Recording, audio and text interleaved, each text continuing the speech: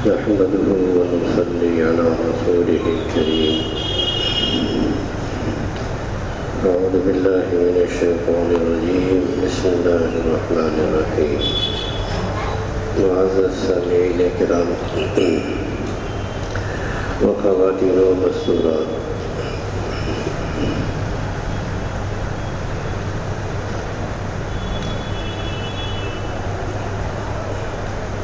بالآخر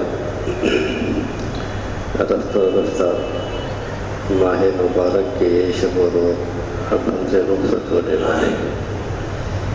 گنتی کے چند دن کہہ دیے رہ گئے ہیں.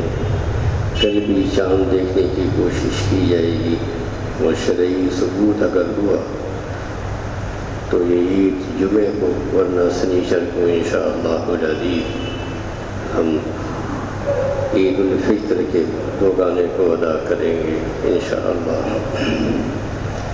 معزز سامعین کرام، رمضان المبارک کی فضیلت سے لے کر عید تک کا ذکر آیات مبارکہ میں موجود ہے، جہاں پر رمضان کی روزے، رمضان کی فضیلت اور رمضان کے روزے کا تذکرہ اللہ رب العزت نے کیا ہے،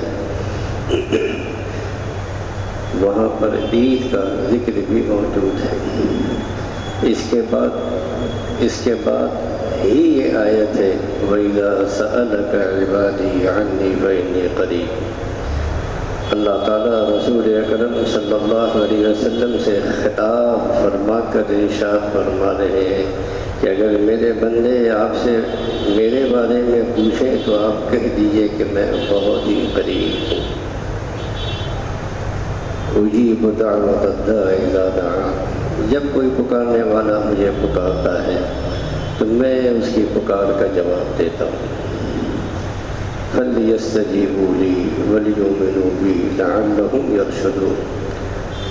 لہذا ان بندوں کو بھی چاہیے کہ میری پکار کا جواب دیں، مجھ پر ایمان لائیں تاکہ وہ راہ راست پر آ جائیں.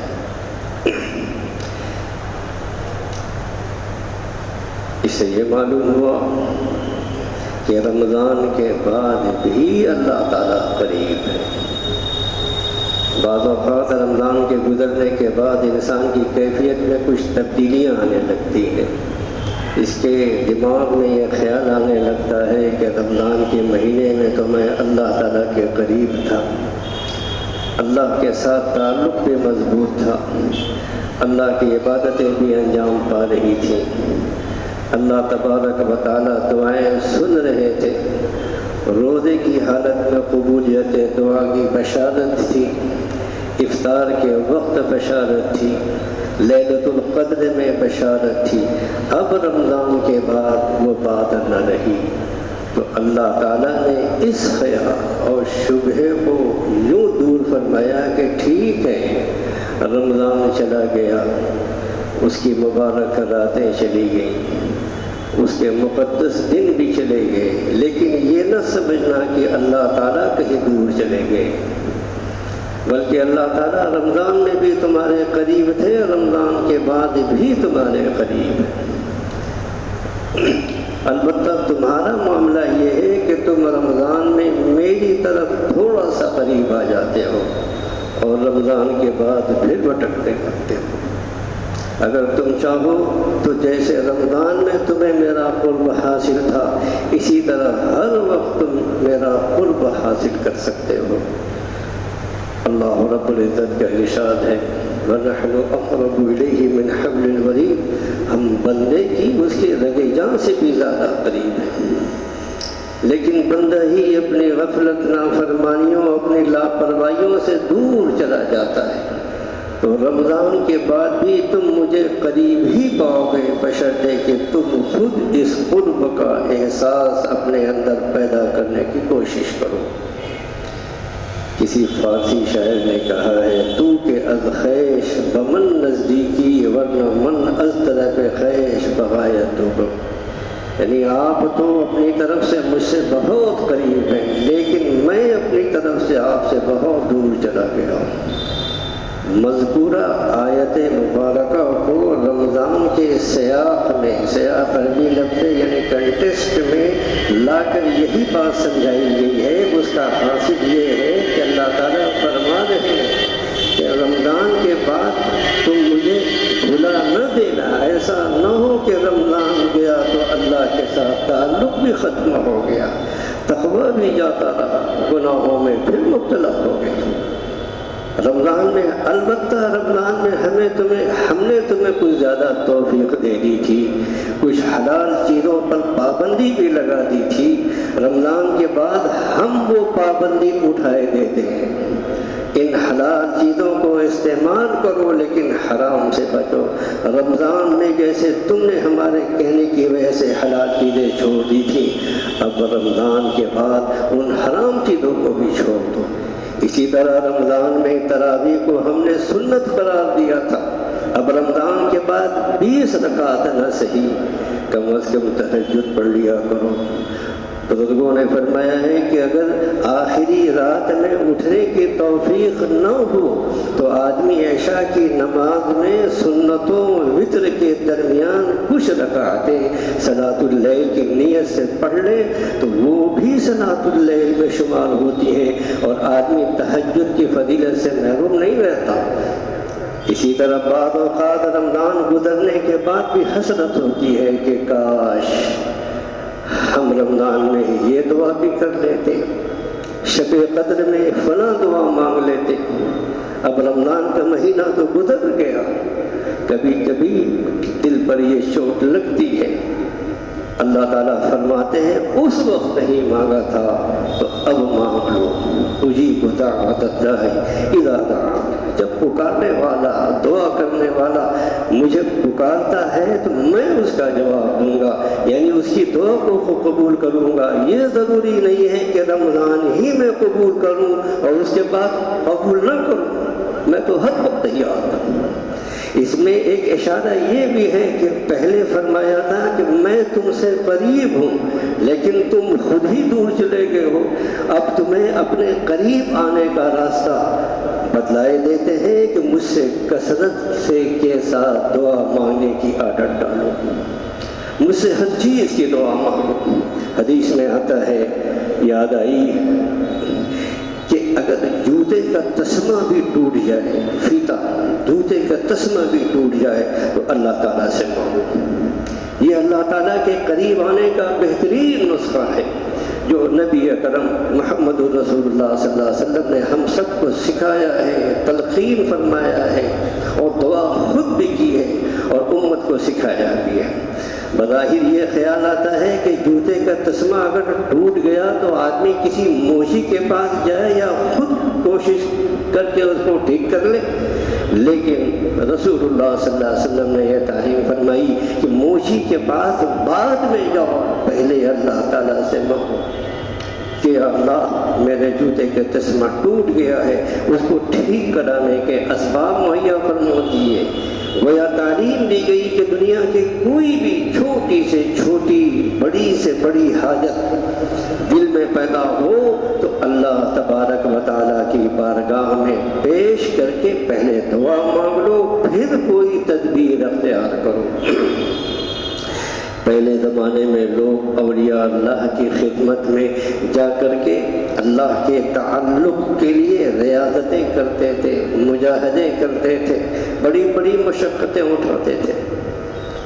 حضرت اقدس فرماتے تھے کہ اب وہ ریاضتیں یا مجاہدے کون کرے؟ اب وہ نہ وہ شوق رہا اور نہ وہ طاقت رہی اور وہ نہ ظرف رہا اور نہ وہ ذوق رہا۔ لہذا اب اللہ تعالیٰ سے تعلق کا، قرب کا بہترین راستہ یہ ہے کہ اللہ کی بارگاہ میں کثرت سے ہر بات کہنے کی عادت ڈالو۔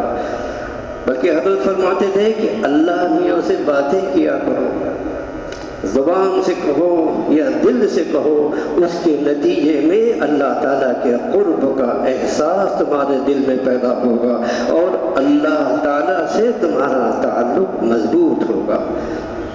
رمضان المبارک میں ہر مسلمان کے دل میں احتیاط اور کھٹک پیدا ہو جاتی ہے کہ اب ہم سے مطلوب یہ ہے کہ یہی احتیاط اور کھٹک ٹھٹک رمضان کے بعد بھی برقرار رکھو، یعنی جو عمل بھی کرو اس بات کی احتیاط کے ساتھ کرو کہ یہ عمل اللہ کی بارگاہ میں پسند ہوگا کہ نہیں ہوگا، اللہ تعالیٰ نے اس کی اجازت دی ہے یا کہ نہیں۔ رمضان سے پہلے جو غفلت و بے پرواہی تھی، حلال و حرام، ناجائز و ناجائز کی کوئی فکر نہیں تھی، یہ طرز اب ختم کر دیا جائے۔ رمضان کے مہینے میں جو تربیت دی گئی تھی اور دی گئی ہے اس کی روح کو برقرار رکھا جائے۔ اللہ تعالیٰ اپنی رحمت سے ہمارے دلوں میں اس کو پیدا فرما دے تو انشاءاللہ العزیز رمضان کا فائدہ بھی حاصل ہوگا، اور رمضان کے جانے کے بعد بھی اللہ تبارک و تعالیٰ کی رحمت سے امید ہے کہ وہ ساری برکتیں اور رحمتیں اللہ تعالیٰ نے جو رمضان کے مہینے میں رکھی تھیں وہ سب ہمیں انشاءاللہ العزیز حاصل ہوں گی۔ اس چیز کو حاصل کرنے کے لیے 5 منٹ کی بات اور سنیے، ہمارے بزرگوں نے اکابر نے ایک نظم، ایک معمول بتایا ہے۔ اللہ تعالیٰ ہم سب کو اس پر عمل کرنے کی توفیق عطا فرمائے۔ اس بات کا اہتمام ضروری ہے کہ نماز با جماعت مسجد میں ادا ہو، جبکہ عورتوں کو نماز اپنے صحیح اور اول وقت میں ادا کرنے کی کوشش کریں، نماز کو تمام کاموں پر مقدم سمجھیں۔ سیدنا فاروق اعظم نے اپنے تمام گورنروں کو جو تقریباً آدھی دنیا میں پھیلے ہوئے تھے باقاعدہ شاہی فرمان جاری فرمایا، اور جو حدیث کی کتاب میں وہ مذکور ہے، ان اہم امورکم عندی الصلاۃ، سیدنا فاروق اعظم رضی اللہ تعالیٰ، میرے نزدیک تمہارے سارے کاموں میں سب سے زیادہ اہم کام نماز ہے۔ یہ امیر المومنین کی طرف سے سارے گورنروں کے نام شاہی نامہ ہے کہ ذاتی کام ہو یا سرکاری کام ہو، سب سے زیادہ اہم کام نماز ہے۔ جو شخص اس نماز کی حفاظت کر لے گا وہ اپنے دین کی حفاظت کر لے گا۔ ایک بات، ایک قدم اور آگے بڑھا کر کہہ دو، اس کی دنیا بھی محفوظ ہوگی۔ اللہ تعالیٰ اس کے اندر دل جمعی یکسوئی فرماتے ہیں۔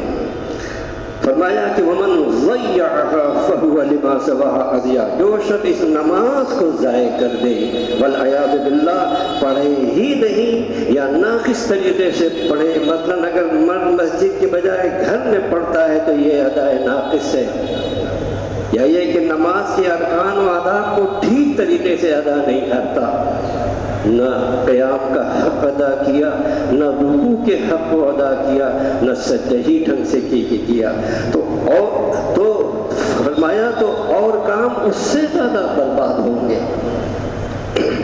لہذا نماز کا اہتمام، اور نماز کو شرائط اور آداب کے ساتھ ہوتا یہ ہے کہ تکبیر تحریمہ جہاں کہا اور ساری دنیا کی فکر و خیالات ہمارے دماغ میں آ جاتے ہیں۔ کھانسی بھی شروع ہو گئی، چھینک بھی آنے لگی اور جمائی بھی آنے لگی، اور جہاں امام نے سلام پھیرا سب ختم، یہ بے توجہی کی وجہ سے۔ دوسری چیز کہ نماز فجر کے بعد کچھ تلاوت قرآن کریم کا معمول ہر شخص بنائے، کوئی دن بھی قرآن کریم کی تلاوت سے خالی نہ ہو۔ قرآن کریم میں 7 منزلیں ہیں۔ پہلے زمانے میں ایسا ہوتا تھا کہ ہر روز ایک منزل کی تلاوت کا معمول لوگوں کا تھا، 7 دن میں پورا قرآن کریم ختم کر دیا جاتا تھا۔ ہم لوگ کمزور ہیں، شاید اتنا تحمل نہ کر پائیں، لیکن جتنا ہو سکے ضرور کریں، چاہے 1 پارہ ہو، آدھا پارہ ہو تو پاؤ پارہ، کسی سے آدھا پارہ پڑھنا بھی اگر مشکل معلوم ہوتا ہو تو خدا کے بندے پاؤ پارہ تو پڑھ لو، یا 2-3 رکوع کا معمول بنا لو، لیکن کوئی دن قرآن کریم کی تلاوت سے خالی نہ گزرے۔ میں اپنی والدہ کا حال بتا دوں، وہ جید حافظ تھی، اور روزانہ ان کو نماز فجر کے بعد ناشتے سے پہلے 6 پارے قرآن زبانی پڑھتی تھی، یہ ان کا معمول تھا۔ اسی حال میں دنیا سے گئی۔ اسی طرح رسول اللہ صلی اللہ علیہ وسلم سے منقول اور منصور دعائیں، معقول دعائیں اللہ کے رسول صلی اللہ علیہ وسلم نے مانگی ہیں، جو اپنے زبان مبارک سے ان دعاؤں کو یہ شرف حاصل ہے کہ رسول اللہ صلی اللہ علیہ وسلم کی زبان سے وہ گزر کر کے نکلی ہیں، ان میں نورانیت ہے، برکت ہے۔ اس سلسلے میں ہمارے یہاں مناجات مقبول ہیں، کوئی دن ان کی ایک منزل پڑھنے سے خالی نہ جائے۔ وہ دعائیں رسول اللہ صلی اللہ علیہ وسلم کی تعریف کرتا ہے، اگر وہ قبول ہو جائیں تو دنیا و آخرت کے کوئی حاجت باقی نہیں رہتی ہے۔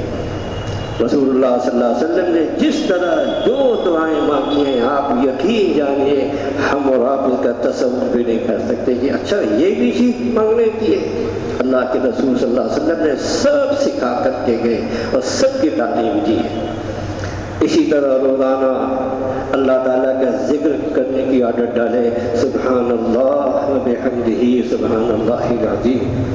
امام بخاری رحمہ اللہ نے اپنی بخاری شریف جو ختم کیے اسی حدیث سے کیے، سبحان اللہ و بحمدہ سبحان اللہ العظیم، اور فرمایا آپ صلی اللہ علیہ وسلم نے کلمتان خفیفتان، دو کلمے ایسے جو ہلکے ہیں زبان پر، وثقیلتان فی المیزان، لیکن تم اگر پڑھو گے تو تمہیں وہاں پر محشر میں معلوم ہوگا کہ میزان میں سب سے زیادہ وزنی کلمہ یہی ہے، سبحان اللہ و بحمدہ سبحان اللہ العظیم، اور سبحان اللہ الحمدللہ ولا الہ الا اللہ واللہ اکبر، استغفر اللہ ربی من کل واتوب الیہ، استغفر اللہ الذی لا الہ الا هو الحی القیوم۔ اور روزانہ فجر کی نماز کے بعد تلاوت، ایک مناجات مقبول، 4 تسبیح، ہر شخص اس کا معمول بنا دے، چلتے پھرتے اٹھتے بیٹھتے اللہ تعالیٰ سے دعا کرے۔ ابھی جو موجودہ حالات ہیں یہ بڑے نازک حالات ہیں، یہ آندھی یہ کس کو لپیٹ ہے اللہ تعالیٰ ہی جانتا۔ ہم سب کو اپنے لیے، امت مسلموں کے لیے اس کی دعا مانگنی چاہیے۔ یہ چند اعمال ہیں، اللہ تعالیٰ کی رحمت سے امید ہے کہ اگر ہم ان کی پابندی کر لیں گے تو اللہ تبارک و تعالیٰ کی رحمت سے رمضان المبارک کے بعد بھی اللہ تعالیٰ کی رحمتوں کا نزول ہوگا۔ اللہ تعالیٰ کا ہماری طرف جس طرح قرب ہے، ہم بھی اللہ تعالیٰ کے ساتھ اپنا تعلق مضبوط کریں۔ اللہ تبارک و تعالیٰ اپنے فضل و کرم سے ہم سب کو اس کی توفیق عطا فرمائے۔